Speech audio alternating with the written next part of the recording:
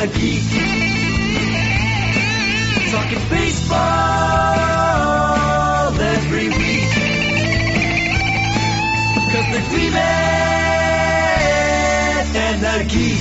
And welcome to Gleeman and the Geek, the I will never get tired of the White Sox being crummy episode. Lucky for you. There's plenty of it.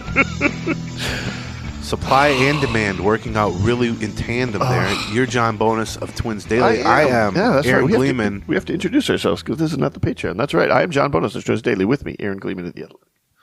Well, yeah, you repeated. I was doing it. John he needs. I just can't let go of the control. No. I like it's funny to think the two of us and John's the controlling one. I like that as a premise, but let's run with that. You have evidence. That would be an interesting role reversal here. If people only listen to this episode, they would think that we're true, and let's go with that. Free and chaotic Aaron Gleeman. That's right. Freewheeling, lover of change. The Twins, like you said, take 2 out of 3 from the White Sox, although it was iffy for a moment there. That game 2 was so frustrating. Yes. That first inning. Even game 1,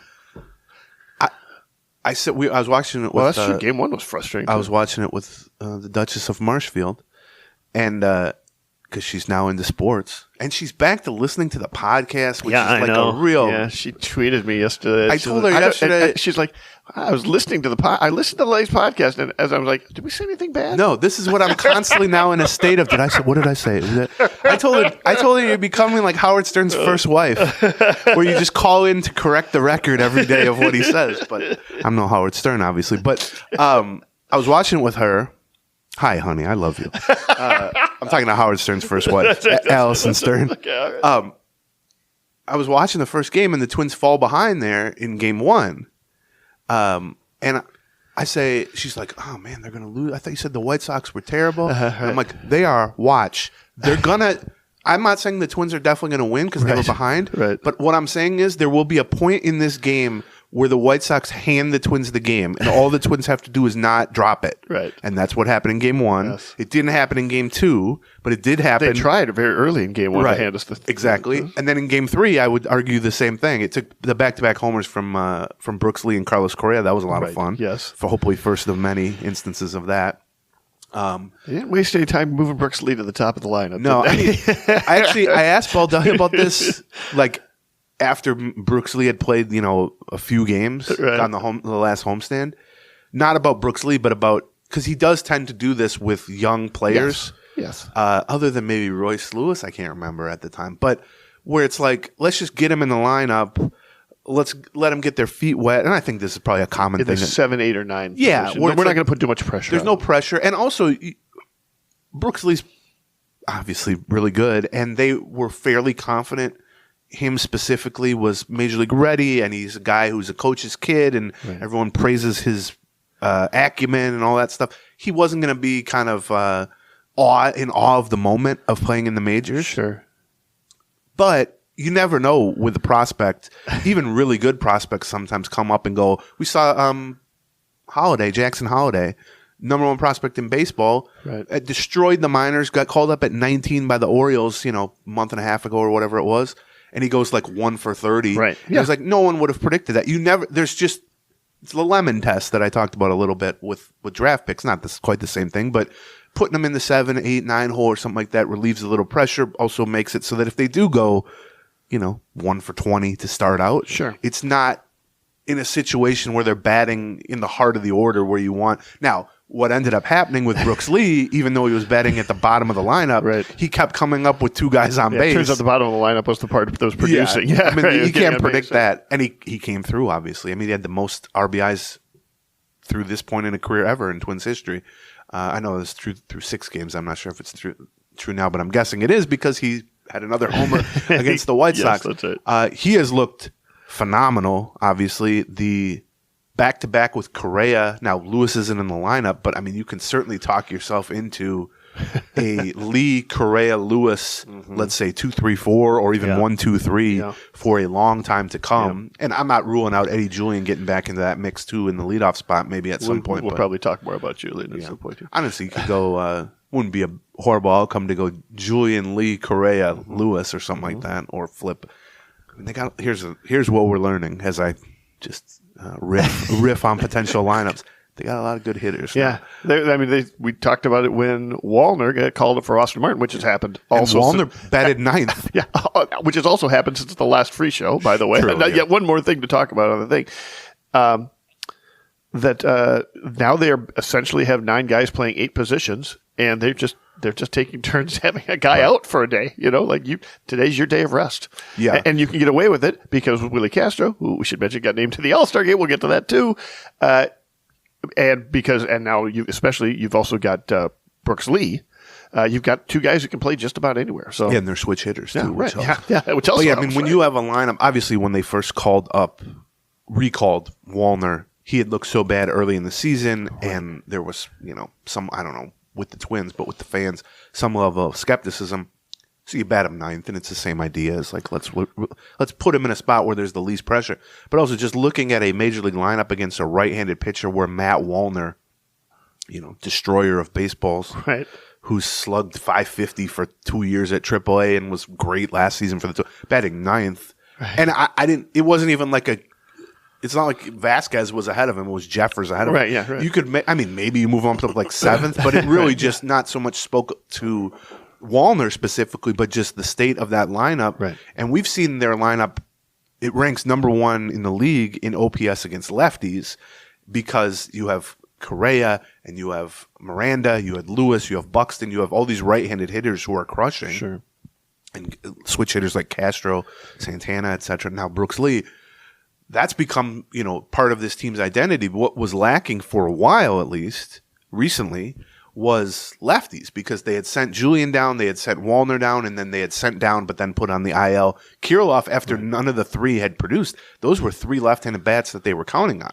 Now Wallner's back up, and now Lee, who's a switch hitter and has a better track record against lefties, or against righties, batting lefty, me, is in the lineup. And it really does alter kind of the complexion of the lineup in a way that now, if Larnach is playing pretty well, Kepler is the one that really they got to get back on track. I was looking at his numbers, Kepler. He looked like he was back on track for a little while. Well, it's all singles, though. It's weird because for his career, he's hit very few singles, relatively speaking. And he's hit a lot of homers and he's drawn walks. But then you look this year, he's drawn very few walks. He's hit very few homers. And all of his, whatever value he has had, he's been a slightly below average hitter overall, has been singles. It's just such a strange kind of course to take for a career. Right. Especially then within this season. He started so horribly. He goes on the IL. He comes back. He's their best player for like a month and a half. And then he just gets ice cold. Now he's been hitting a few singles at least lately. So we'll see. But they win their 6th series in a row against the White Sox. All 6 are taking 2 out of 3. Yeah. And look, I'm not here to tell you I'd rather the Twins took 2 out of 3 instead of sweeping someone. But if you go back like a month, the thing that we talked quite a bit about, and I remember saying this, was their overall record was pretty good at that point. It's not as good as it is now. But they were on pace for 85 wins or something like that.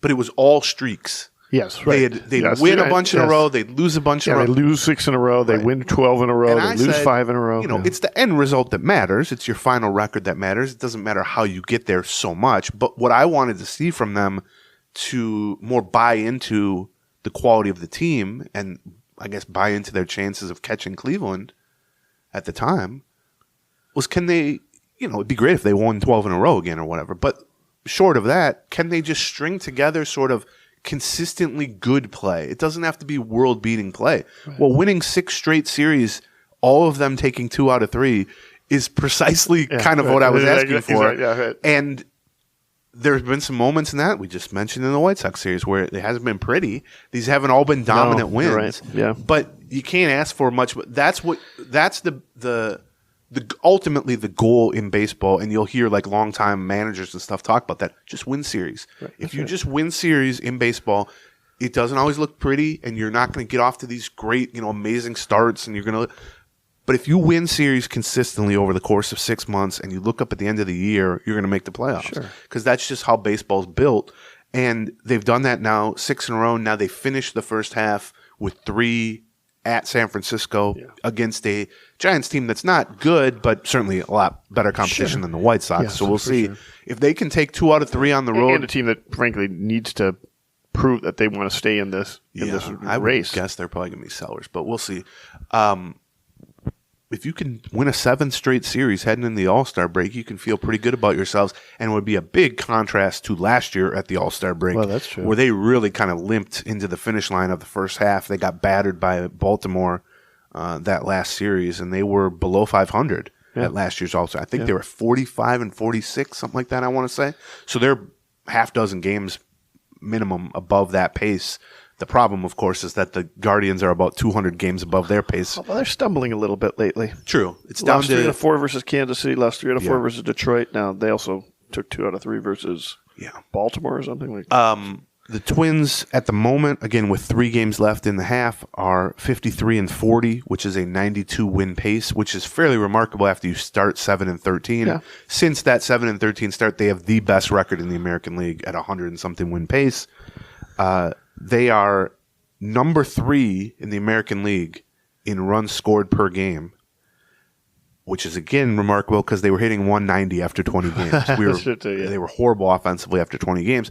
And they are like a decimal point from leading the league in runs scored per game. Okay. I think they're 0.1 runs. They're essentially tied for first with 2 other basically. teams, right? I mean, it's let's say 3-way tie basically. So that goes with the eye test. I mean, certainly we're going to talk a lot about red hot hitters. I mean, Miranda having 1 million hits in a row, Correa, Buxton, Brooks Lee, Royce Lewis before he got hurt. I mean, Wallner suddenly. Wallner coming back.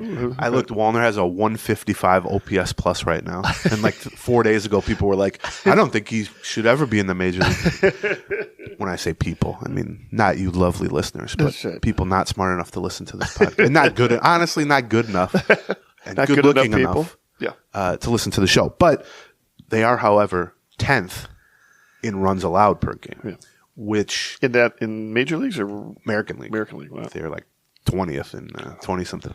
That surprises me.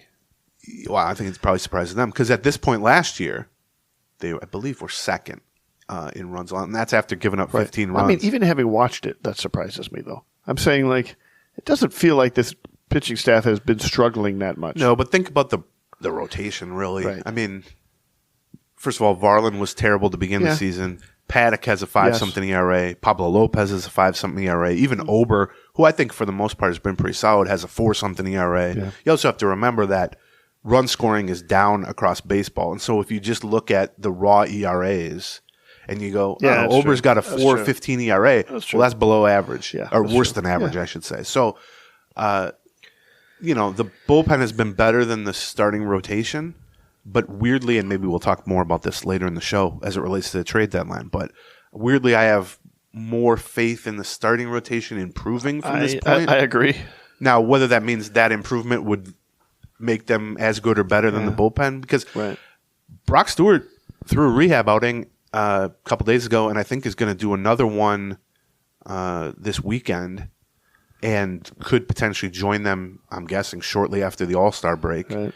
Well, that would be a huge boost to the bullpen if they can keep him at that level and healthy, obviously. But we'll see. We'll talk more about that in a second. And then, of course, the last thing I want to mention before we get to some news and notes and stuff was that the draft is Sunday. We're not going to preview it or anything because they picked 21st. Yeah.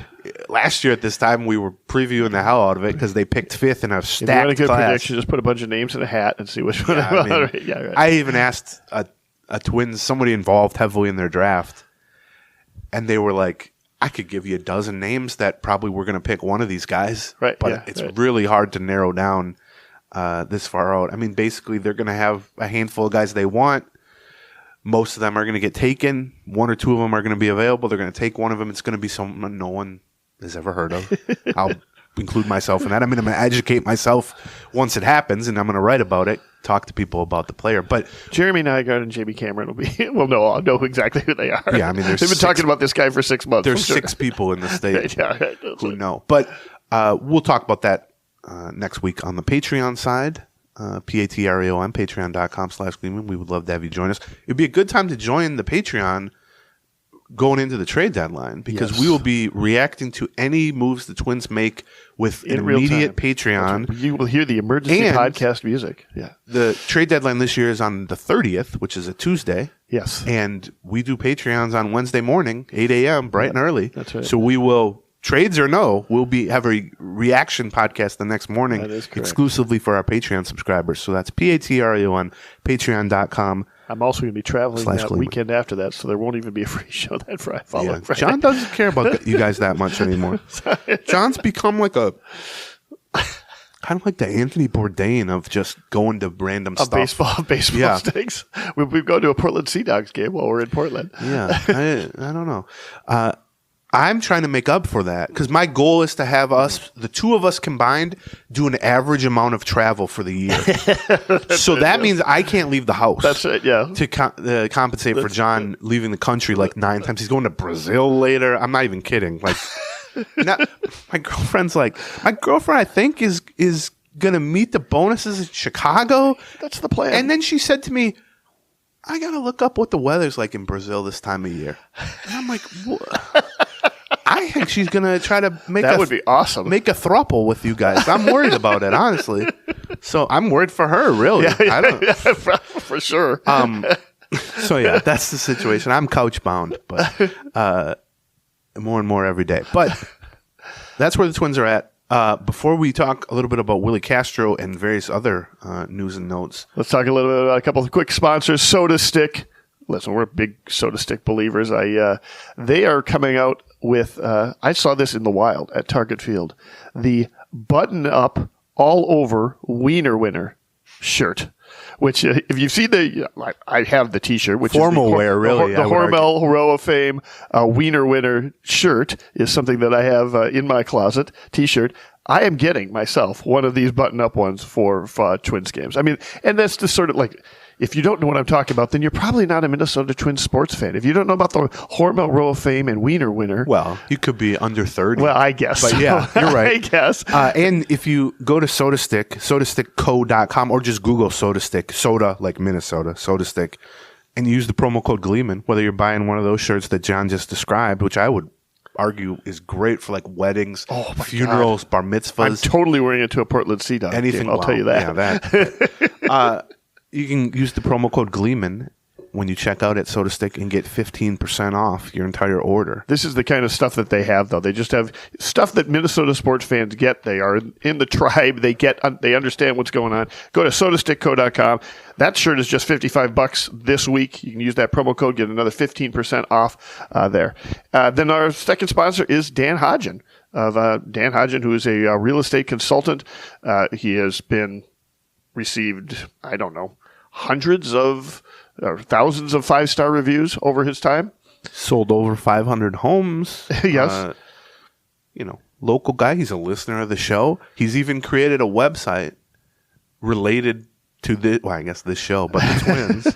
Yes. That's twins6k.com. And you're saying, what's 6K? Well, Here it is. Instead of taking the traditional commission structure on a property, if he sells it for you or buys it, which could be, it's 3-point-something%. Let's say you buy a $400,000 place. He just charges a $6,000 flat fee. And so like on a $400,000 place, that's basically like half price that you're, paying out. Right. So you save that way. That's right. And that's why he's created Twins 6K, like the number 6K.com, that you can go check it out. It's just for Gleeman and the Geek listeners. You can search listings. You can see what your home is worth, all that stuff. You can reach out to him if you have any questions. He can find you inspectors, title closers, contractors, cleaners, painters, etc. He completes the sale. He'll negotiate the purchase. He'll evaluate the market value of your property. He does all the full service stuff you're expecting for a flat fee. For a flat fee. And easy to get to him, twins6k.com. That's Twins as in your favorite team, and 6K as in his flat fee.com. He's helping you from start to finish. And here is his jingle.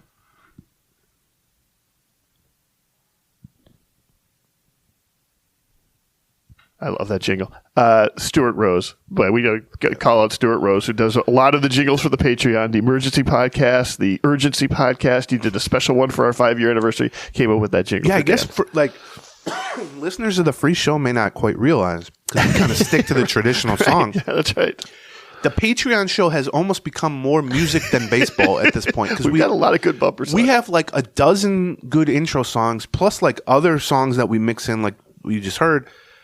We have multiple musicians who submit stuff to us. That's right. It's people get angry at me if I don't put it more mute. Right. If I stick with the same song too long. So yeah, it's almost a reason just to subscribe and go listen to some of the recent episodes. Yeah, but okay. I'll just say. Also, subscribing now till through the trade deadline is probably going to cost you like $6. Yeah, it's a couple bucks a week. That's usually. Right. Willi Castro. Let's talk about Yes. So we talked on the last episode that it was just Correa being named to the All-Star team, which was very deserved, I thought. The only thing that we talked on the last Patreon episode. Yeah, okay. Well, people should subscribe to the Patreon. The free show is great. We have no problem with you listening to the free show, but there are 2 shows usually in between each free show. And we have trouble keeping them straight, so you'll have to forgive us. The world goes on, you know? There's a lot of stuff going on. That's why we do more than one show. The only thing the Correa spot came down to was whether or not the AL was going to have 3 shortstops. That's right. And because Gunnar Henderson and Bobby Witt Jr. are having, MVP caliber years, especially Henderson, who was voted in as the starter. If they took 3 shortstops, it was definitely going to be Correa. Right, that's right. He's been, in a lot of years, he'd be the starting shortstop. He'd be performing well enough to be the number 1 shortstop. Right, Let's just put it that way. And certainly number 2, this just is a unique year. You have 2 young shortstops who are just breaking out in huge ways. They do take a 3rd shortstop. He gets the nod. He is the Twins, we thought at the time, lone representative because each team needs a rep. We talked at the time how I felt like they didn't have oh my God, I can't believe this guy got snubbed second guy. Sure. But what they did have, Joe Ryan and Willi Castro and Miranda and Buxton and Jeffers and Griffin Jackson. I'm probably forgetting someone right. even. That's right. They had like 5, 6, 7 guys who, if they had been chosen as a second guy, it would have been deserved. Sure, at least, exactly. relative to their position, Sure. obviously. And I personally, I had written maybe 7 days earlier, did a first half MVP for the Twins because I did it at the actual halfway point of the season, which we're at the 60% point or whatever. And to me, it was pretty close. I picked Correa, but I also wrote about the runner up being Willi Castro because not only did I feel like you could make at that point, it's maybe Correa's been on a bit of a tear since then. He's maybe created a little more distance between them in the week and a half since then. But at the time, I felt like the raw numbers favored Correa and maybe the leadership component and stuff like that. But what you can't undersell with Castro is the value of his defensive flexibility. And not just the fact he's played 5 different positions, at least 20 games. He's the only guy to ever do that at the All-Star break. Right. But even within that, you look and it's not just him bouncing around day to day. What it's been for the most part with him, because that's what it was last year a lot of the time. Yes. He just started in a different spot every day. Right. First of all, he's the only guy in the team to play every game this season. He's played over 100-something straight games going back to last year for the Twins. But what this year has been in terms of flexibility hasn't been so much day to day. It's been Royce Lewis goes down right away. He becomes the starting third baseman. Right. Then Correa, a couple weeks later, goes down. He shifts and becomes the starting shortstop. Then after that, Buxton goes down. He goes out to the outfield, and he's the starting center fielder. Then they send down Julian. Right. He shifts now currently to second base, and he becomes the starting second baseman. All throughout that, he's played some left field.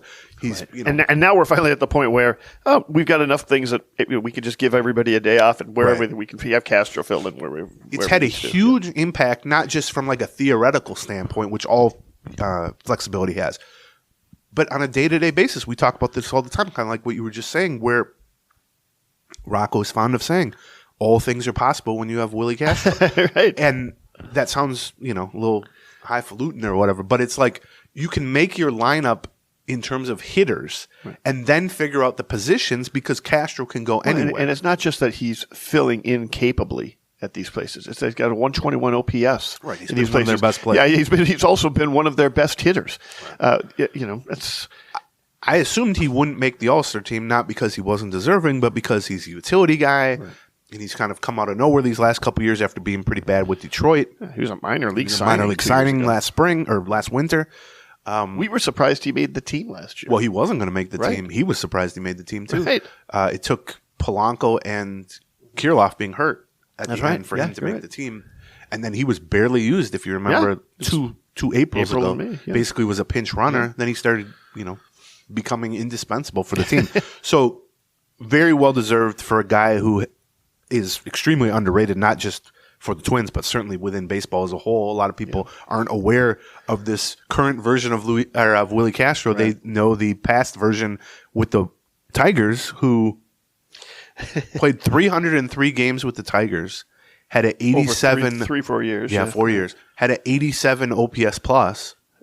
Got cut by them because they didn't want to pay him like $2 million in arbitration. First year of arbitration. Yeah. The first year he's going to make any money above the major league minimum, essentially. They had 3 years left of team control. That's right. On a guy who was a pretty good prospect, and they had called up at 21. Yes. Which is part of the problem with him. He was I very raw when they called him up, and they didn't really improve him at all. Signs a minor league deal with the Twins. I've written about this, but we can tell it a little bit. 2 winters ago, they made him kind of a priority minor league signing. They felt like he would be a great guy because of his versatility, and he was relatively young. He was only 25, 26 at that point, to stash at AAA because he can be a backup plan at a bunch of different spots. Right. They knew him plenty because they had played him a million times with the Tigers. In that way, he's an asset even with an 87 OPS plus. Well, that's true. Instead, he's got 121 OPS That's plus. right. Yeah, right. So they weren't going to give him a major league deal, though. And he had several, maybe even a handful, of identical minor league offers, which is you get a minor league contract with the max amount for a veteran at AAA. You get an invitation to spring training, and then you get X amount if you make the major league roster. Well, so he's deciding between those. He's basically, him and his agent are looking at the depth charts for some of these teams and saying, what's the best opportunity here? What team is most likely to need me in June, let's say, if I go play well at AAA or something like that. So while he's trying to figure that out and he's weighing similar offers, he gets a call from Rocco Baldelli on a winter afternoon. And from Rocco Baldelli's standpoint, it was assistant general manager Jeremy Zoll, who was at the forefront of trying to sign Willi Castro, Right. had contacted Baldelli and said, I think it would really help if you could just give Willi Castro a call here and say, hey, I'm Rocco, I'm the manager. Here's kind of what I have envisioned for you. Here's the competition for your spots. Here's how we'll handle spring training, all that kind of stuff. Answer any questions he may have. And Rocco said, well, that's a great idea. I'd love to do that. I'd love to talk to him. I've been at a brewery all day with my buddies. In fact, I'll narrow that I'm down. Be especially loquacious. Yes. It was, I've done my investigative journalism here. It was the Treehouse Brewing in Charlton, Mass., which is one of his favorite spots. Yeah, that is one of his favorite spots. He was with his buddies. It was just a random afternoon, weekend, I think, or something like that. And he thought, according to Rocco, well, maybe I'll give him a call in the morning. And then he thought, you know what? Let me just give him a call now. Like you said, you're all lubed up. Let's call him. He said it was about a 5-minute phone call. He said Willi was lovely. Willi says Rocco was lovely, which I don't doubt after being at the brewery all day.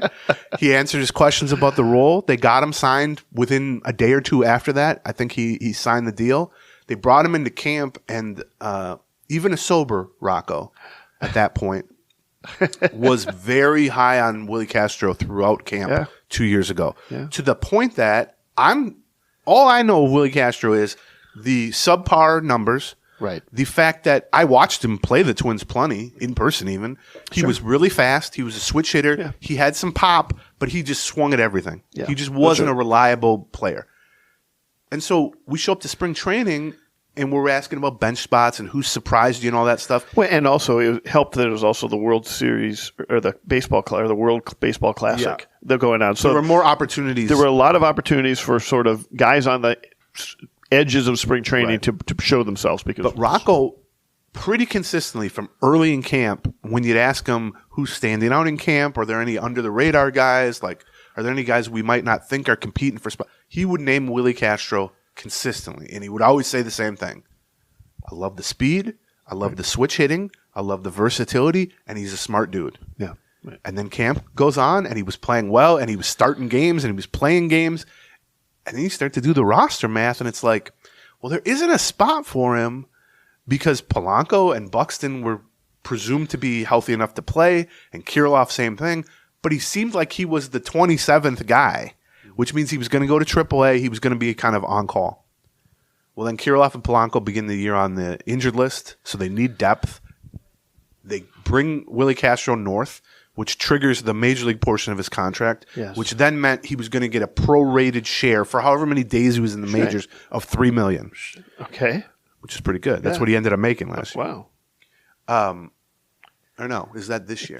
That's this year. It was like $1.5 million. He can't have been at $3 million. That's this first year in arbitration. Right. He makes the team, and Baldelli continues to sing his praises, but then he's the last guy on the bench. Right. And they had some injuries at the beginning of last year, but and we were kind of like, oh, it's nice that he's going to be there for a little while. I'm sure he'll right. I'm sure Polanco comes back. Exactly. Blah blah blah. But the guys didn't come back that soon, right? And he first proved valuable just purely as legs off the bench, right.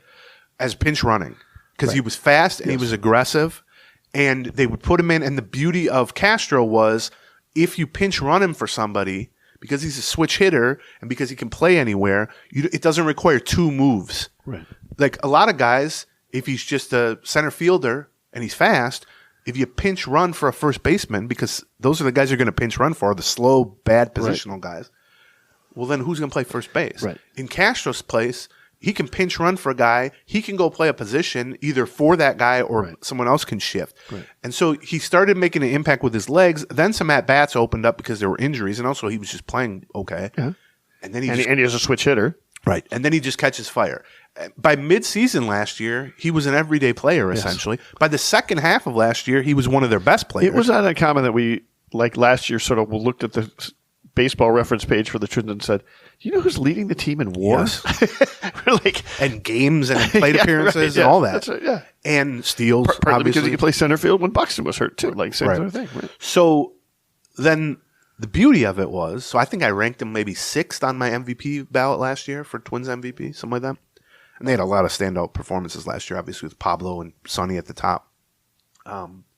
This year, the beauty of how they added him, like we said, Detroit cut him when he was first arbitration eligible. Right. So the Twins... So you have him under team control for 3 years. Right. Right. So they got him last year for, $1 million something, like I said. And then this year, because he had such a sketchy track record, he only cost them $3 million via arbitration this year. Yeah.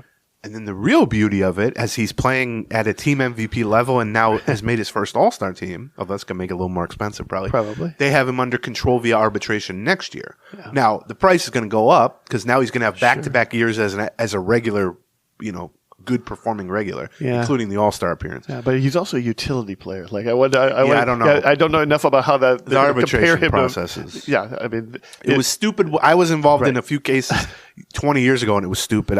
It hasn't gotten any better as far as I know. But but I mean, he's not going to cost you $12 million. He's going to cost you 5 to 7, something like that. Yeah, bargain for what he's added. I mean, it's really been remarkable, and it's funny because when you look at him, it's not like he's bulked up considerably. It's not like he's become some slugger where he's sort of stylistically changed his game. It's the same type of game.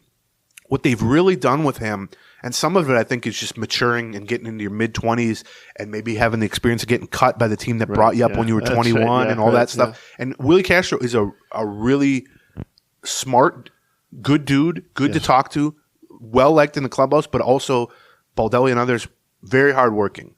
And what they really got him to do... And selfless.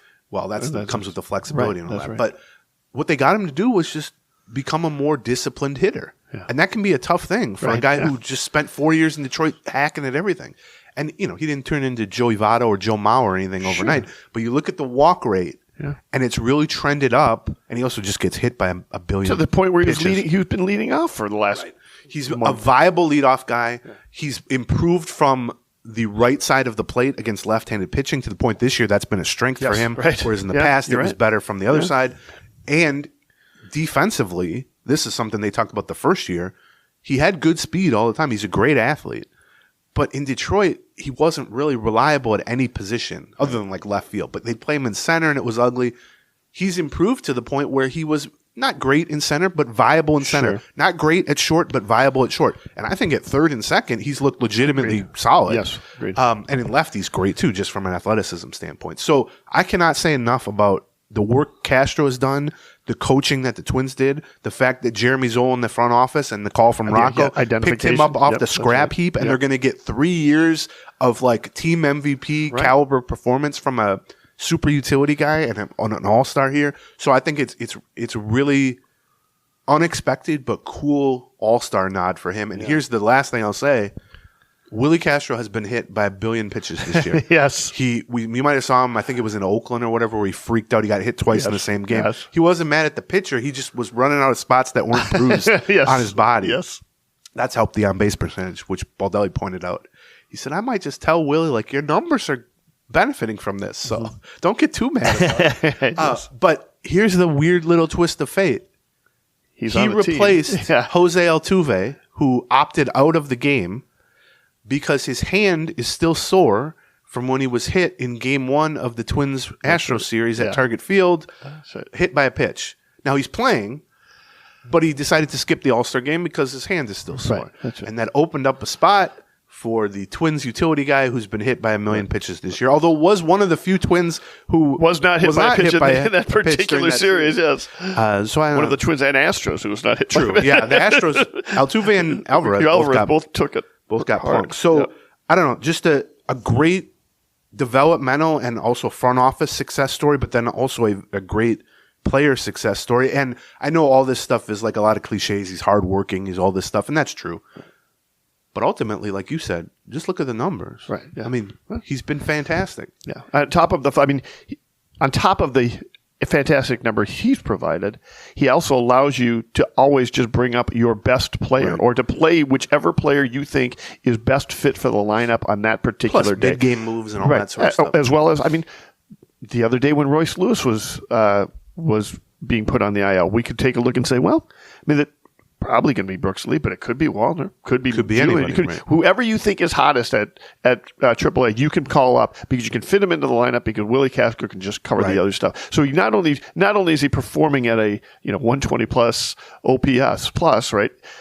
He's also allowing you to fill the gap, the biggest gap you have, with the most competent player that you can. And the opposite happens when and this has happened not so much under Baldelli because he's really with the front office prioritize flexibility. Agreed. But you sometimes will see a team that lacks that flexibility. Their utility guy's just a shortstop or a second base shortstop, can't play the outfield, all that stuff. Where it's like somebody goes down even for a few days, and what you end up with is like Kyle Farmer starting against righties. Right, that's right. Or Margot starting in this. Instead, they can put more optimal lineups out. And that gets represented. Defensive flexibility is funny because everyone says they value it. And during the season, I think they value it even more when they don't have it because you realize how it sort of limits what you can do. Yeah. And then you get into the offseason and teams will go, well, we need to get more defensive flexibility. But then when it comes time to look at like wins above replacement or you're just looking at raw offensive totals, you can say in your head it matters. And if you play well at those spots defensively, you can rack up some wins above replacement. Sure. But the flexibility aspect that we talked about is not ever going to be really represented in kind of objective numbers. The fact that you can plug in somebody at third base who's got a 20 points higher OPS plus than the guy you would have been able to plug in had he been stuck over at third base. Right. It's one thing for a metric to evaluate someone's defense and look and say, here's how good they were in their 25 games at shortstop and their 20 games at third base and their 30 games in center. That's defensive value, and a guy racks that up. But it's not factoring in the idea that 1 week he's starting somewhere, the next week he's starting next where. So just I can't say enough about the job Willi Castro has done, the impact he's had for the Twins this year and also last year, and also the sort of front office and coaching success story. So for it all to pay off, and I don't know if did you see the video that they posted? Yes. Of Rocco. Yes. You get a real glimpse of Rocco's fashion. And I'm not one to talk about fashion. I'm the least fashionable person of all time. But I've described Rocco in the past as dressing like a hippie fisherman, which he looked like the Gordons fisherman. He knocked. So they were in San Francisco, I guess, when the news came across. Probably, yeah. And apparently in the morning, must have been yesterday morning, I guess. Yeah. And he knocks on Willi Castro's hotel room door. and Castro was clearly asleep. Yes. And he answers the door, and you can tell Castro's like, "Uh-oh, did I get traded? Or what happened?" He's this is not what I thought it was going to be. Baldelli, I'll give Baldelli credit. He said two things that I think eased his mind, which I appreciated. Which he goes, "It's good news, and I'm not coming into the room." So whatever you got going on, not that Willi Castro's doing it, but it's like, that's something I would want said. That's right. And he goes, "So we just got the news, you're an all-star," and you could see the smile on Willi Castro's face. He hugged him and everything. But yeah, I would recommend, the Twins tweeted the video. I think I retweeted it. Yes. It's worth a watch to see the emotion on Willi Castro, but also to see what Rocco wears day to day. And the relief on Willi Castro. Yeah, Rocco's like a hippie lumberjack / like deep sea fisherman. That's like his vibe, I would say, which is an interesting vibe. My vibe is just guy who wears sweatpants, so I'm not really talking crap about it. It was amusing. Let's talk about our last two sponsors of the podcast. One which has a brand new, very cool vibe, and that is Beckett's, a new bar in Uptown, new sports bar. One of the many places that my girlfriend has been a throuple member with the bonuses lately, and she enjoyed the nostalgia aspect because it's like kind of pop culture from 80s and 90s. Exactly. Mixed with sports. With a sports bar component. That's right. I used to live in Uptown right by there. It's one of my favorite corners in Uptown. That's right. Right near Lake and Lyndale. It's got 17 different TVs on which to watch sports and or just old 80s movies. It had a selection of old 80s movies. We ended up having a good time watching. The Twins game was on the TVs. So that's primarily what we were watching. On another TV was NCAA Women's Bowling Championships. Okay.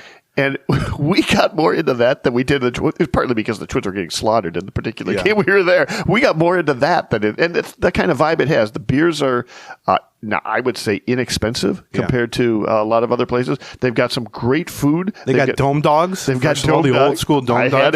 I had an old school cheese dome curds, pretzels, of wings, chicken tenders, smash burgers, chopped cheese sandwich, which I like. They've got the Kirby bucket, which is a bucket of Tattersall vodka, lemonade, iced tea, mint soda water. That's yummy. And if you bring in, here's the thing they have. It's at Lake and Lyndale. Yeah, 3006 Lyndale. Right Beckett's. between. There's a rectangle pizza on the corner, right, and then there's my beloved Up Down. That's right. A few down, so it's right between there and by like Caffrey Subs. That's right. We used to be Szechuan Spice, R.I.P. My favorite spot, right across the street from Iron Door, which is a great spot. Yes. You could spend the rest of your life at that corner be just fine. And here's for our listeners: bring in an old baseball card, and you get a free pull of. It says Miller High Life here, but I'm told it's Hams. It's Hams. Somebody told me that. That's right. But you get some courtesy of Gleeman and the Geek. Yes, we're buying it for you. Basically, we might also be having an event there, trade deadline night, July 30th, Twins Day. They might be having a watch party. So it's trade John to buy you a beer. Our last sponsor, Beckett's in Uptown, Lake and Lyndale. Yes, right between Up Down. Yes, the retro arcade. And Rectangle Pizza. Great spot. Our last sponsor, Game Time, the Game Time app. Here's how that works. It's not a website. It's an app on your phone. They specialize in hard-to-find tickets and last-minute tickets. And not just for sporting events, but like concerts, shows, everything. But obviously, you can use it for Twins games. Yes. John has done this plenty. Here's what you can do. Since it's on your phone, you're at Beckett's. Yeah. You take an Uber over to Target Field, or you're at someplace near Target Field. Right. You get up off your stool. You say, I got an 8-minute walk to Target Field. By the time I arrive, I would like to have tickets on my phone. Punch up the Game Time app. Yeah.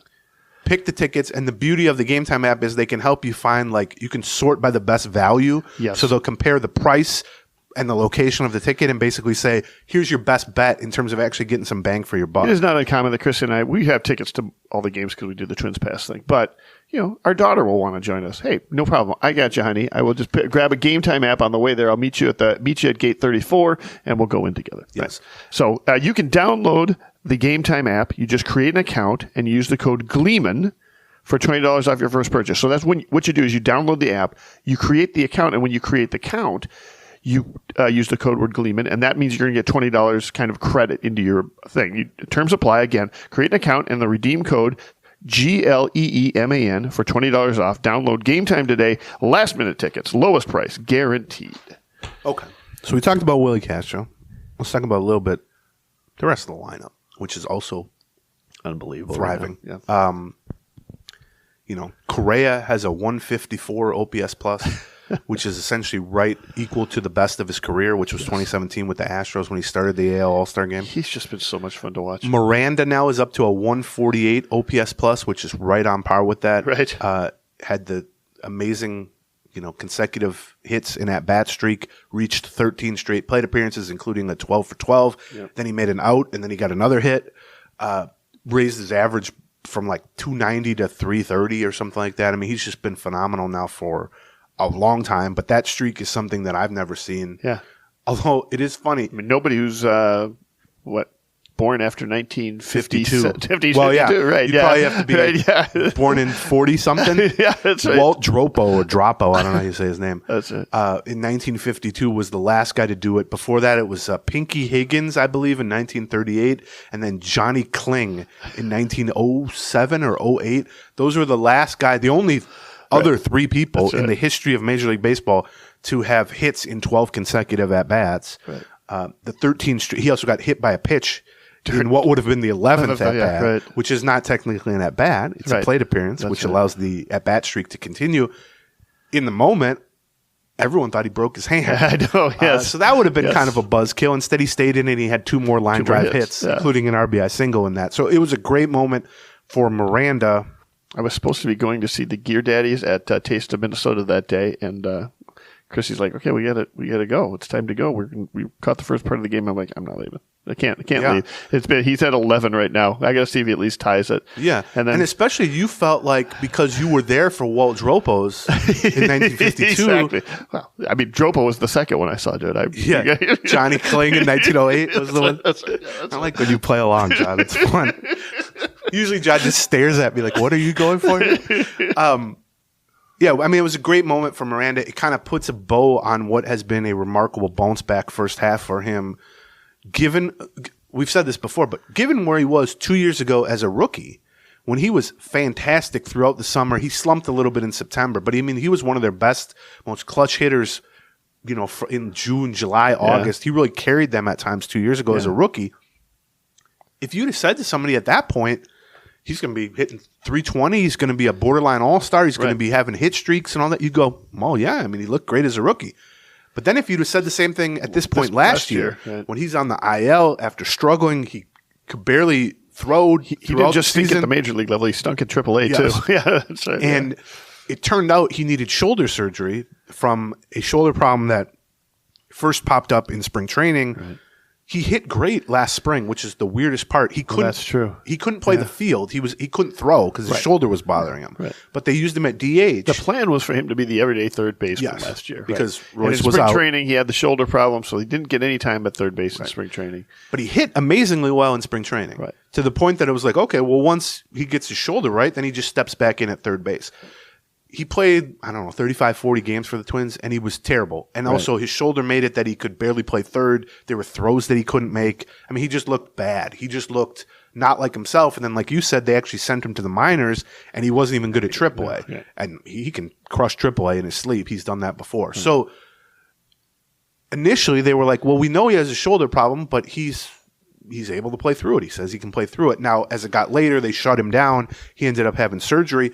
This spring, months after the surgery, he still wasn't cleared to throw every day. Yeah. And so early in spring, I remember talking to Rocco Baldelli, and he said, look, we're kind of viewing Miranda now as purely a first baseman DH. Yeah. And watching the early games, he didn't play any third base. And in fact, he wasn't even on the opening day roster. They sent him to AAA. That's correct. He gets called up pretty quickly, 2 weeks in, basically. Right. I think that. Was that Royce Lewis's? No, it was Correa. Oh, it was when Correa got I want to say. Okay. Was it Royce Lewis? No. Because Castro subbed for Royce Lewis. I think it might have been Correa when he got hurt. But anyway, he was up by mid-April. By April 8th, 10th, something like that. And he's hit the whole time. And not only has he looked healthy, which is obviously the biggest key, he's looked so healthy that when Royce Lewis was out and Castro had to shift from third to cover them first at shortstop and then in center field and then at second base, they didn't hesitate to play Miranda pretty regularly at third. Right. And not only was he passable, but I thought he looked decent at times, like downright solid. Right. the arm is back to where it was. He still has some limitations in terms of range and athleticism. I wouldn't go as far as saying he's an average third baseman, but he's not. You don't look at him and you go, "Oh average. my God, this guy can't play the position," which was the case last year. That's right. And he's just hit incredibly well. I mean, he's hit for power. He's hit for average. He has the lowest strikeout rate on the team. He's had a bunch of clutch moments. And the one thing I think is worth noting, and Baldelli has talked about this recently, the health is the biggest thing. I mean, he just wasn't himself last year because of the shoulder, and they had severe doubts about whether he would ever get back to that point. But within that, I think it's easy to lose sight of and just say, well, he's healthy now. He's crushing. Well, he's playing better than he ever would have. Yes. And Baldelli wanted to point out, like on the last homestand, he's healthy, and that's huge. He's also just become a better hitter. Right. Like he's become slightly more disciplined, which for him is always the key to unlocking everything. Because he's never going to remind anybody. It's a little bit like we talked about with Castro. He's never going to be a 75 walk-a-year guy. He swings at everything. Right. The weird thing with Miranda is that what is a strength for him, which is his bat-to-ball skills, his ability to make contact, his low strikeout rate, can also become a weakness when it's paired with an undisciplined approach, because what happens is he swings at bad pitches, which a lot of undisciplined hitters do. But he can actually make contact on the bad pitches consistently, except that contact just ends up being crappy contact. It's just choppers and grounders and weak fly balls and double play balls and stuff like that. So the key to his breakout going back 3 years ago in the minors was just getting him to go from a guy who swings at everything to a guy who just has bad plate discipline, like run-of-the-mill bad plate discipline. And I think the key to now the next step has been to dial that a little bit more. He's still not super patient, but he's dialed it in just enough that you can force pitchers to come to you more often, and he can just do damage on. He's staying away from stuff especially off the outside of the plate a lot more. And I mean, it hasn't been uncommon that the Twins have missed getting some questionable calls from umpires on the outside outside part of that plate, and you've even seen him take some strikes in that particular situation. But he's not extending himself as much. He's staying. It's a cliche, but he's staying within himself a little bit when it comes to that stuff. And I mean, he just also just feels good. He feels healthy. Correa has played a big part from like a mentorship role. They're both from Puerto Rico. And we should just mention, you just mentioned two guys who are sitting with about a 150 OPS. Twins have two guys in the lineup who are better than them right now, who have a higher OPS plus than those two. Which is Brooks Lee and Matt Wallner. Wow, yeah. Okay. We'll talk about that. Both of them have been called up in the last week, and yes, are putting up incredible numbers. We should also say Byron Buxton has been on fire now for, that's true too. I think he's got 16 extra base hits in 15 games or something like that.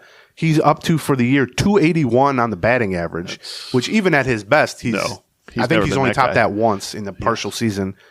496 slugging percentage, which we've seen that before, but keep in mind, the league slugging percentage is like below 400 at this point. Right. A 131 OPS plus, which was third best of his career. It's basically neck and neck with his All-Star year in 2022. Okay. He had a 133.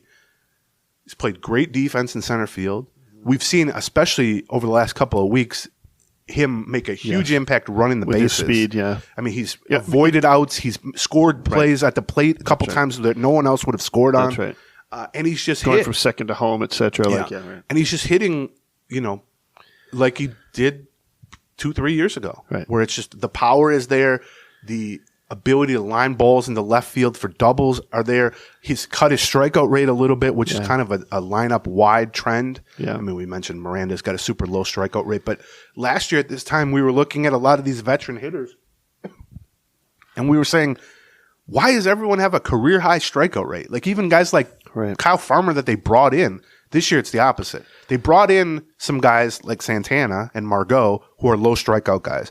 But even the higher strikeout holdovers like Buxton have slightly, and Larnick is a great example of this, have slightly reduced their strikeout rate, and now they're at the point where they are near the bottom of the league, especially since the 7 and 13 Twins in general. Twins are in general. In strikeouts, that's after setting the all-time strikeout record last year as a lineup. Now they have a below-average strikeout rate, and it's trending really towards the bottom of the league, or I guess you could view it as the top of the league since you're trying to avoid strikeouts. But Buxton especially given how they started, because at the beginning of the year they were striking out a lot. Those first 20 games they were doing it a lot. Baseball behind the Mariners after 20 games, I remember. So it's been great to see Buxton at pretty close to peak Buxton. I mean, and he's played an awful lot here. Especially after I wasn't sure we'd ever see peak Buxton again. I'm not sure we'd ever saw average Buxton again. When he went on the IL a month ago or whatever it was, first of all, he only missed 2-3 weeks. Sure. He didn't miss that long. But he had a 98 OPS plus. Yeah. He had been, swinging at everything, swinging and missing everything. He's come back and not only been able to play, 75% of their games. I'll take it further than that. So even after 3 or 4 weeks off of the IL, right. I had concerns about him. In fact, I had much bigger concerns about him 3 or 4 weeks after coming off of the IL than I did with him coming off the IL. He looked lost up there for, like I said, 3 or 4 weeks after the IL. Look, he's a very streaky hitter. Right. Healthy, not healthy, good, bad, whatever. Right.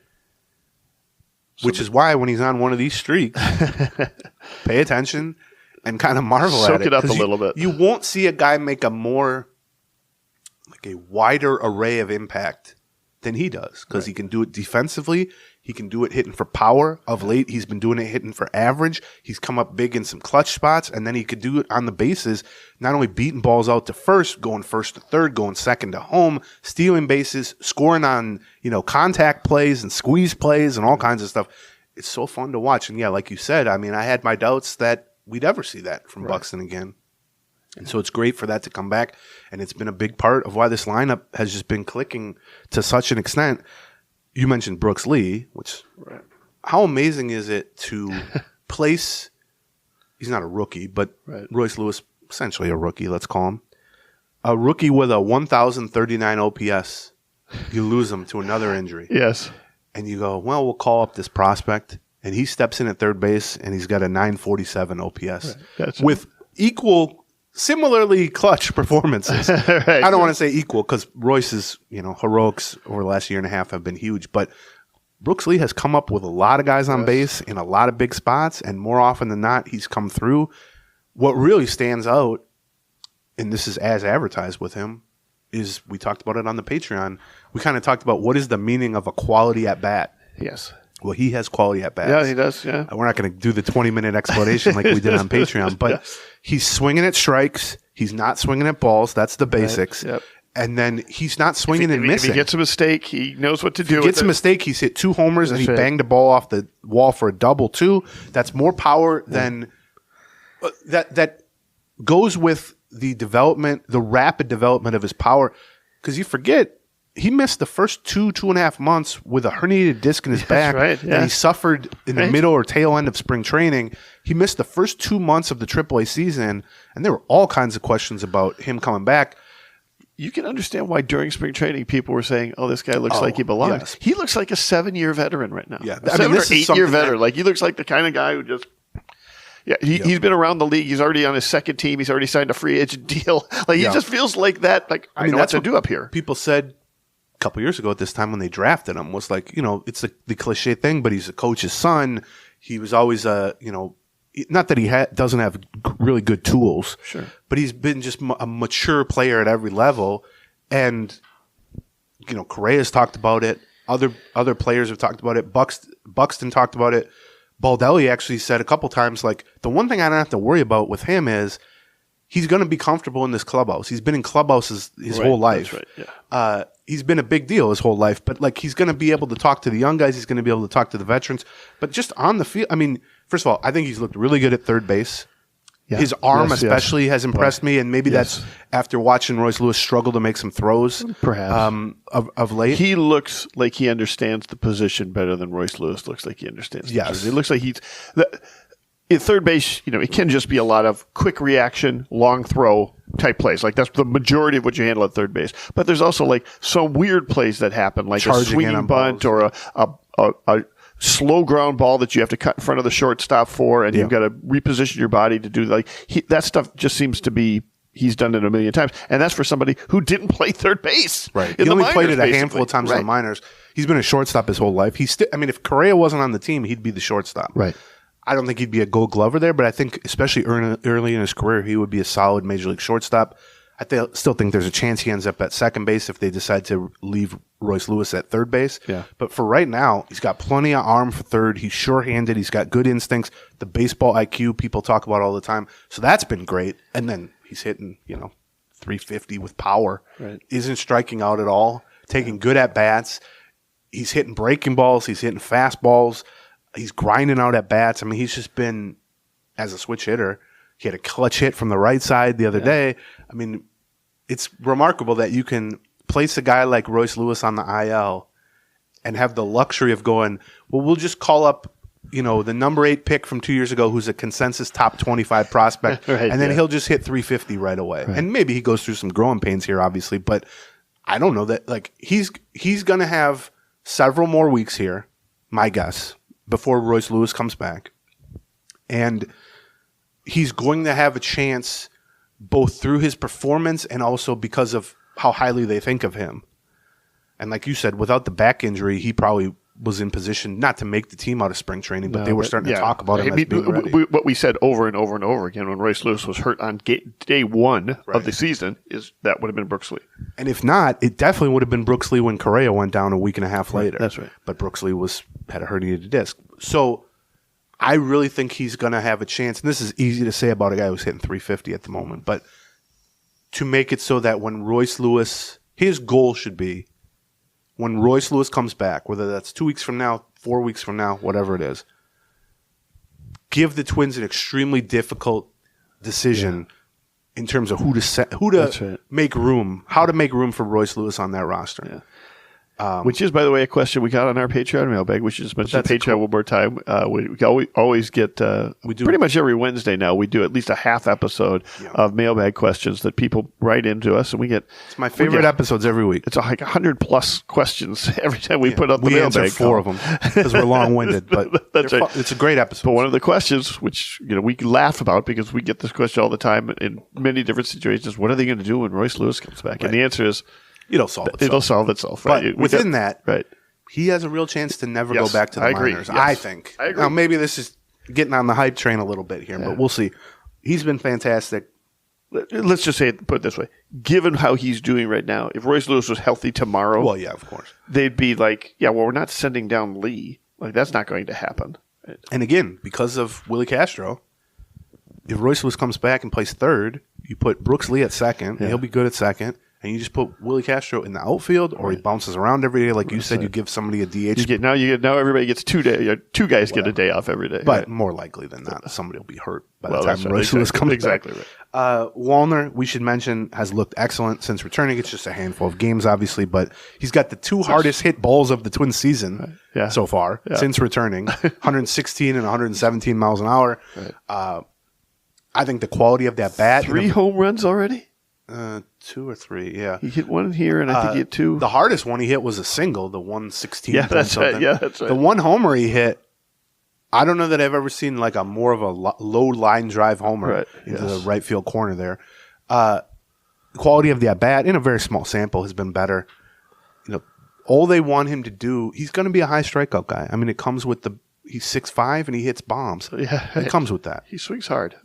Yes.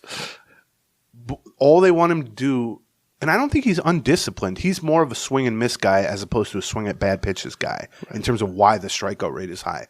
But all they want him to do is put up a little bit more fight on certain types of pitches. And sometimes that can just mean laying off the pitch, but it can be as simple as fouling it off. Right, getting a piece of it and just keeping the at-bat alive, because the longer you go and the more fight you put up, the more you grind out the at-bat, the more likely that one of these pitches is going to be not where the pitcher wants it to be, and then you hit it 450 feet, because that's what you do if you're Matt Wallner. So it's great to see him come back and make an impact, not only because the Twins have needed it, especially from the left side of the plate, because they haven't been getting consistent production from that, but also because I really do feel like, and it's easy to say at the moment, but we said this at the time too, there was a real overreaction.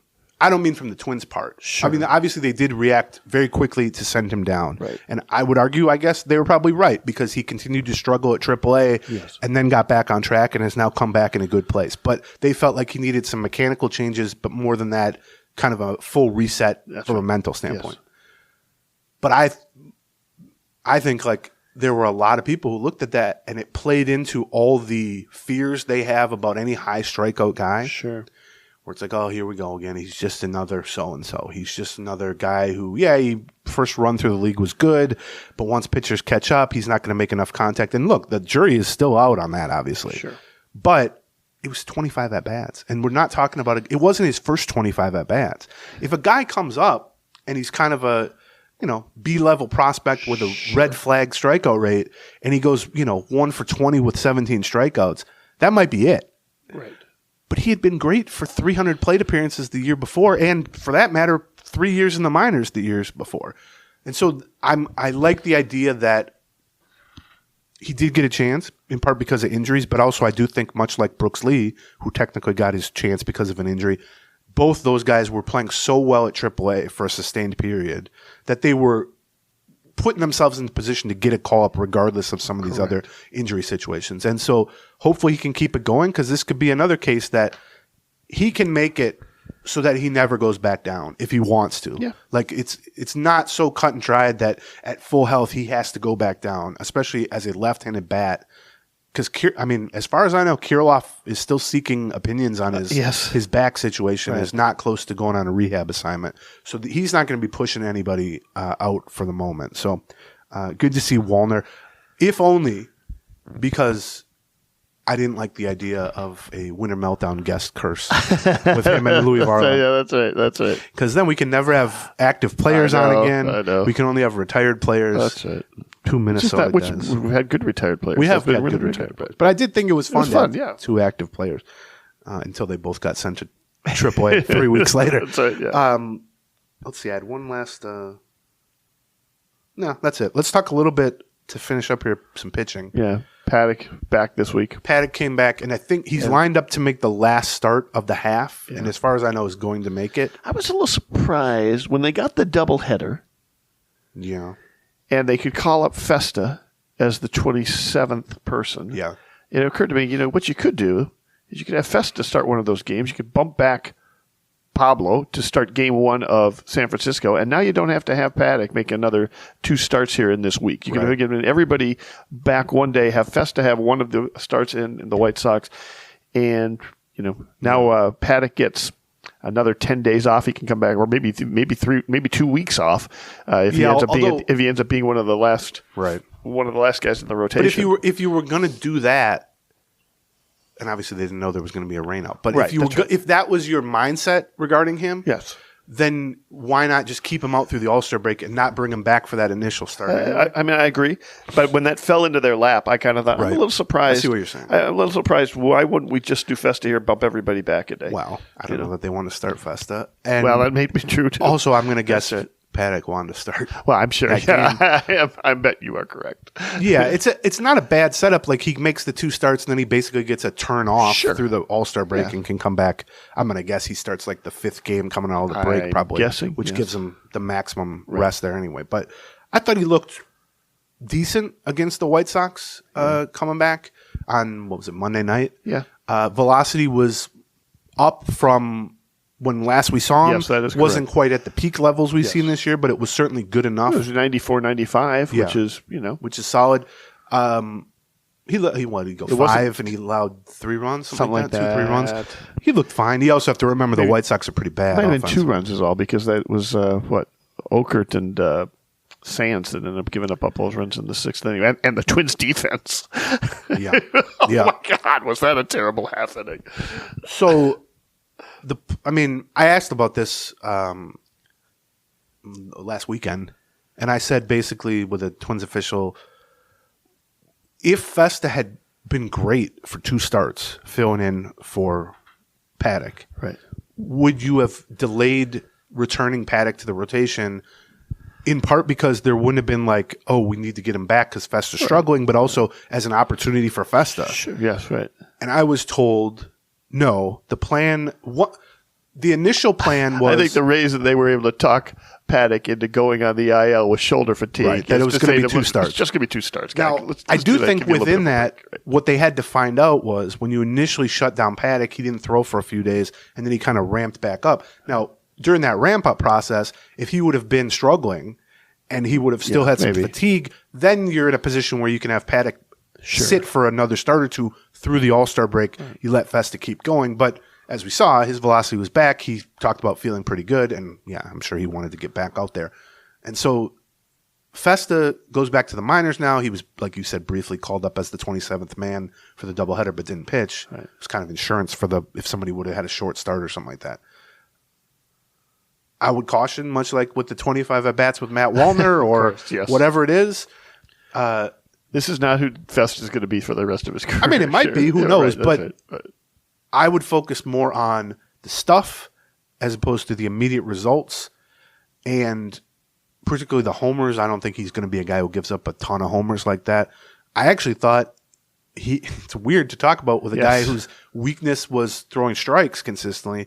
He pounded the strike zone in both starts. Yeah. He didn't look like the guy we'd expected to see. He didn't have as much swing and miss as we expected to see, and he did end up having a lot more control, or at least, now I don't know, control's the right word, but he put it in the zone a lot more than I thought. Now, there were some fat pitches that got hit hard in the zone, too. That's right. So I almost wonder if that was an example of a guy who knows that throwing strikes has been his issue, has been working to improve that, which he has at AAA, and thought, well, one thing I'm not going to do in my first taste in the majors is walk the room. Strike. That's right.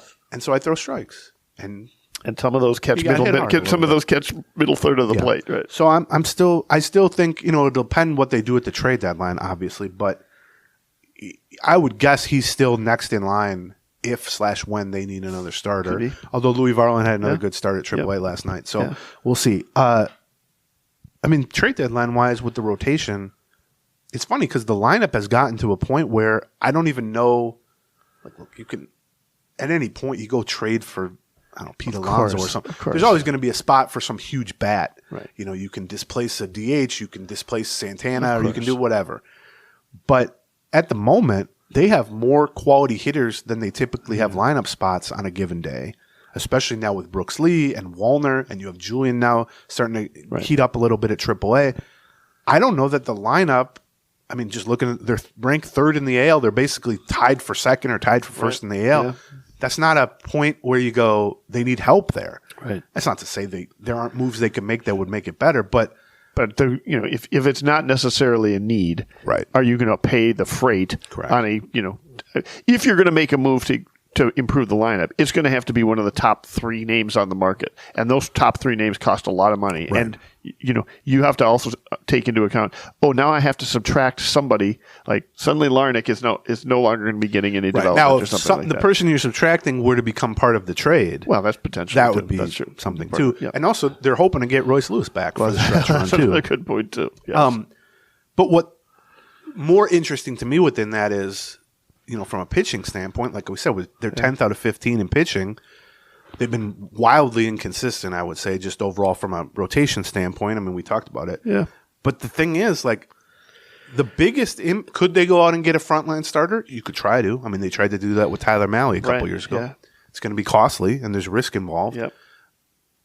But to upgrade the playoff rotation, theoretically, I would say you have to get someone better than Bailey Ober. Right. There's not going to be a lot of guys better than Bailey Ober right there. I mean, again, you're talking probably one of the top 3, 4, 5 names available that are going to get moved. It depends what you personally think of Bailey Ober, obviously. Right. And even to upgrade the regular season rotation, if you just go, let's add some reinforcements to try to get to the playoffs, it's got to be someone better than Chris Paddock. Yes. Or at least more reliable than Chris Paddock, or for that matter, more reliable, I guess, than Simeon Woods Richardson. But you're not going to bump Woods Richardson if he continues like this. Right. And even that is a relatively high bar. There's been some years in Twins history, and for a lot of teams, where they just need a warm body in the fifth spot in the rotation. Somebody who's not going to get clobbered. You're flipping a number 18 prospect for somebody that can give you another 70 innings before the end of the season. Yes. Something like that, right. They don't really need competence. They need actual, above averageness, which is a much higher bar. And the other part is, there's no move for a starting pitcher that they could reasonably make or realistically make that's going to make a bigger impact for them than getting Pablo Lopez back on track. Right. That's right. That. Could you get Pablo Lopez back on track and also have added a high-end pitcher? Well, yeah, that would be amazing. Right. But I don't see that as that realistic. And the focus for them, and the truth is, if they don't get Pablo Lopez back on track here in the second half, their playoff rotation is going to be in trouble no matter what. Right. Even if you add somebody who's better than Bailey Ober, the odds of you adding a guy that you're going to want to trot out there in game one are pretty low. You need Pablo Lopez to be that guy, whether it's game one or game two, with Joe Ryan maybe in game one or game two. Yeah. So that's something to watch with the deadline. They could use a starting pitcher, but it doesn't really make sense for it to be just sort of a run-of-the-mill guy, which is fine. Then you also got to figure out, what are you doing now with – are you moving Paddock to the bullpen? Right. Are you sending Richardson back down to the minors? Right. What are you – or are you cutting Paddock completely? What are you doing? Because they owe him $7.5 million next year, so they're not going to cut him. Right. And then bullpen's kind of a little bit of the same story, which is they're hoping to get Brock Stewart back here shortly after the All-Star break. In his absence, Jorge Alcala has really stepped into a setup role and done pretty damn well. Yes. The stuff looks good. He's looked healthy. Josh Staumont, to some extent, has stepped up into kind of a secondary setup. We started to see, Staumont still isn't really striking people No, out. but the velocity is taking the velocity up has and been crazy. So you look at the bullpen now, and Duran has been on a good run, even though his velocity ticked up a little, but it's still not peak. I still have some questions about that. But the trio they've been using from the right side, the kind of 9th, 8th, 7th inning, has been Duran, Jax, and Alcala. Right. And that's done a really good job. Yeah. If you add Stewart to that mix, then you can kind of put Alcala in the 6th inning, or you at least have 4 guys so that somebody can take a day off once in a while. You're also seeing just some improvements from some of the back end guys too. Thielbar has been and I'll point to Sands too, who's been good. I've been waiting for Sands to be when I thought Sands would be the guy who moved into that 7th inning setup spot before. Well, they briefly tried it, and he struggled a little bit. And then they kind of dropped him back, and he's been good since. Now he's starting to. I looked at his numbers. I think he just got a little fatigued in the middle. He's thrown 41 innings this season. 50 strikeouts and 7 walks. Yeah. His numbers are so much better than his results. Yes. That, I continue to have faith in him, but it's also like, oh, jeez. And the stuff, you look at the stuff he's throwing consistently mid-90s. Right. He's getting a lot of swing and miss with off-speed stuff. So, and none of this takes into account they could always do sort of what they did last year. Last year, we got down to the trade deadline, and we were like, they absolutely need 2 or 3. They need at least 2 good relievers to go get. And they did not make any trades for relievers, and we were very disappointed, wondering what the hell they were going to do. And what they did is, you know what, we got a bunch of guys at AAA who can be relievers for 2 months. Well, they got Brock Stewart back. Yeah. They brought Paddock back from Tommy John rehab as a reliever, and then they switched Varland to the bullpen. Right. Yeah, and then suddenly they had an incredible bullpen going into the. Well, they moved Maeda to the bullpen. That's right too. Poor Kenta just got moved to the bullpen again. Oh no, did he? After that, was the Twins the last start he had? He had another bad start a couple days ago, and they moved him. Okay. I looked. He has a 7.26 ERA in 16 starts for the Tigers, and they owe him $12.5 million next year, I think, because it was a 2-year deal. We talked at the time. I think we both probably would have been in favor of the Twins bringing him back on a 1-year deal. Sure. Now, it ended up because of the payroll constraints that was never going to be in the cards. Right. They didn't have 10-12 million to give him or whatever. We would have been dead wrong on that because clearly he's been cooked at this point. But they were never going to sign him to a 2-year deal. I think even if they had a normal payroll situation, just because of his age and his injury history and all that. But it's unfortunate. I read some quotes from him. He really seems pretty sad. He's like, I'm trying everything, and that's one thing about Ken. He throws about 800 different pitches. Yes, so he will throw the kitchen sink at you. And I will say that he had some bad moments for the Twins early last year, and then was excellent in the second half. Right. So maybe he can do that for the Tigers too. But yeah, it'd be a rough end for a pitcher that I think's been underrated in general. I had one other thing that I wanted to talk about before we. Miguel Sano got DFA'd by the Angels too. Yeah, I saw that. Ended up hitting, assuming he doesn't stay with them, hit 205 with a 608 OPS, which is not good. 100 points below league average. Yeah. Only 2 homers in 28 games. It was funny. Early on, he started up pretty well. He had like a bunch of singles, so he was hitting like 280 without much power, and people were like, "Oh man, maybe he's kind of changed his approach." Right. No, same strikeout rate as always, but he had a couple decent moments with them. I wonder about him, like if that's it, because the Angels are bad. Angels need the offense. They clearly didn't see from him there. I mean, there was no reason they had to cut him. They could have kept him. It's not like they're stacked with players. Trout is still out of the lineup and Right. everything. But I wonder if this is because he never did go to AAA and crush to get back. So he missed all of last year, Right. sat out. He was rehabbing from knee surgery, but also just sat out, got into better shape, signed a minor league deal with the Angels, and made the team. I assumed He's going to have to make a decision now. Well, I assumed last year, I thought he was going to play at that second half, that he would sign a minor league deal and would have to go to AAA and crush AAA for a couple months to get back on some team's radar. right. Instead, he sort of just jumped that line, Right. got wrapped back into the majors, and then he had some injuries and didn't really hit. I'm assuming now at this point, he's going to have to spend some time. he's at AAA either if he going wants to be playing. done, Right. or he's going to have to go to the minor leagues Right. and be great for X amount of time, and even then, who knows at that point. But he doesn't strike me as someone, not that I'm the Miguel Sano whisperer, but doesn't strike me as someone who's going to want to spend 3 months as a veteran at a AAA team. Wichita or Topeka or whatever it is. Rochester. There are some lovely cities in AAA, but There are. you didn't St. name Paul, St. Paul being one of St. them. Paul is one of them. There's be a draw at CHS. Come see Miguel Sano. Listen, they got an opening. They've called up Brooks Lee. They've called up Matt Wallner. They've called up. He could go to Worcester and Yeah. then go to Treehouse Brewing, hang out with Rocco. Yeah. Okay. Is Worcester AA or AAA? I think Worcester's AAA. I don't know. I know it's no longer the Paw Sox anymore. I know it's that was not the Pawtucket. Pawtucket. That's what I mean. It's no longer Pawtucket. Pawtucket doesn't have the AAA one anymore. Isn't it Worcester? It's Worcester. That's what I said. No, he's at Worcester. Oh, I said Worcester? Yeah, he's made it like a. Sorry. Yeah. I didn't say Worcester. No, I know that much. it's a sauce. You want to end on a little bit more trade deadline talk? Maybe we're gonna obviously. I just mean like 2 minutes, Yeah, but sure. ramp that up. You know, how many days are we from the deadline? We're 18 days from the Yeah. deadline. So we're at the point now. We always kind of try to say to people, relax, relax, relax. We're at the point now where you're going to start to see, not trades, but you're going to start to see more substantial rumors. Yep. And there's going to be at least a little bit more clarity in terms of who are buyers and who are sellers. Because I wrote a thing with Eno Saris for The Athletic 3 weeks ago. We listed 92 guys on teams that had losing records. Right. Here are the 92 names to watch at the deadline. Even in the 2 weeks since then, 3 or 4 of the teams that had losing records now are way above 500. Right. Yes. You know, like the Mets, Red Sox yeah. have pushed themselves into clear right. Buyer status, certainly Right. not seller status. Right. And then the flip side is true too. Some of the teams that were right around 500 have now sunk below 500. The Tigers being one of them, Right, for yes. instance, in part because of Maeda. So that landscape has changed, and that's the difficulty of trying Blue to. Jays. The Blue Jays are a real good example. We listed them, but yeah, they're clear sellers at this point, Yeah. on my assumption. I think they've announced they are absolutely.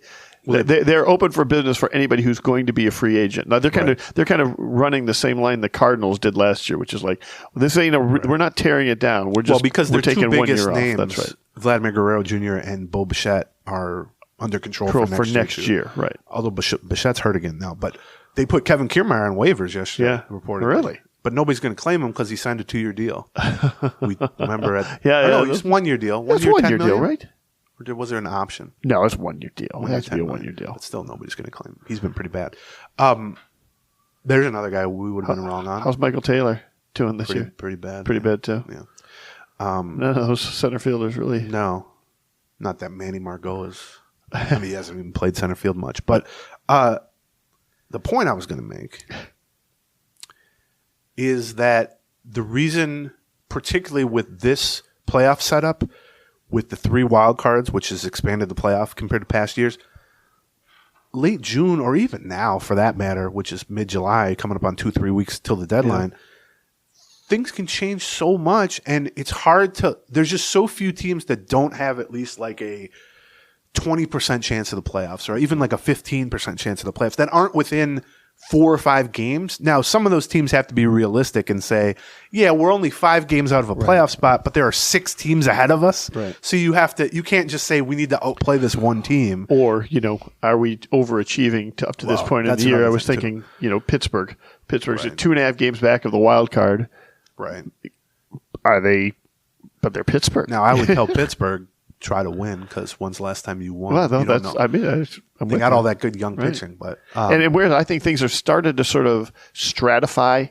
It feels like things are starting to stratify a little bit in the American League. The National League's still just a mess as to who's going to be selling and who's going to be buying. But so now we're at the point where just because of the ticking clock, teams are going to have to be pushed into making decisions in terms of, are they pursuing selling, buying, neutral, whatever.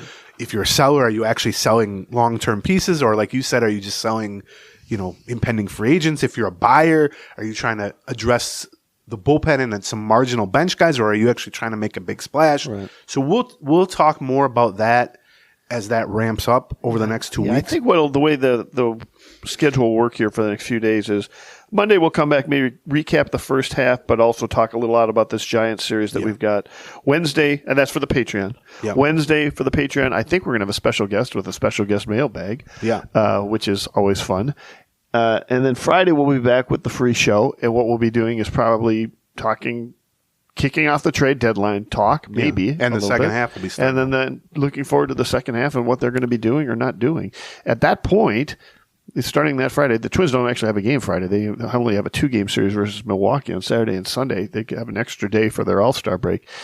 At that point, they only have 9 games left, I think, before the actual trade deadline. Yeah. Yeah, that's right. Because I remember writing something about Paddock and saying he might only have 1 start coming out of the break before they have to decide, are we confident enough in him to not try to go trade for a starting pitcher? Yeah. He could potentially make 2 if they started him early enough. If he's the 5th one in the rotation, he'll probably only make 1. So, it's and I mean, all these other teams are kind of in the same boat. They're going to have, a week after the trade deadline to sort of say, after the All-Star break, to say, okay, are we in or out? And then they got 4 days to get business done. So I'm guessing that we will see, a late trade. We'll see a lot of trades late in the trade deadline this year. There's just not that many teams that are so clearly out of it right now. There's, and those teams tend to not have a lot of great players. I don't know. Maybe the White Sox are willing to trade, Crochet and Luis Robert. And they actually have a couple of... They have some really good players they can trade, but... I don't know that they're going to trade them to the Twins. They're not going to trade them. Well, the Twins aren't going to want to trade them any prospects as part of the problem. That's true, It's not so much... They say you don't want to do interdivisional trades. It's not because the White Sox care about the fact that the Twins are going to have a pitcher for 2-3 months. It's that the Twins don't want to be sending them a prospect that's going to hurt them 4 years from now. Although Crochet and that's true. Robert are both you are right. They're multi-year guys. Right. But the White Sox rebuild's going to take makes it even harder if they take a while. If they're also right. I think this White Sox rebuild might be going on it's been going on for a while. It might continue to go on for a while. And we'll finish on the note that you started with, which is always fun to beat the White Sox. It's just fun to have the White Sox not be any good. It really, I have nothing against White Sox fans. I actually, the White Sox beat writers are excellent. They're some of one of the more fun groups to have in town.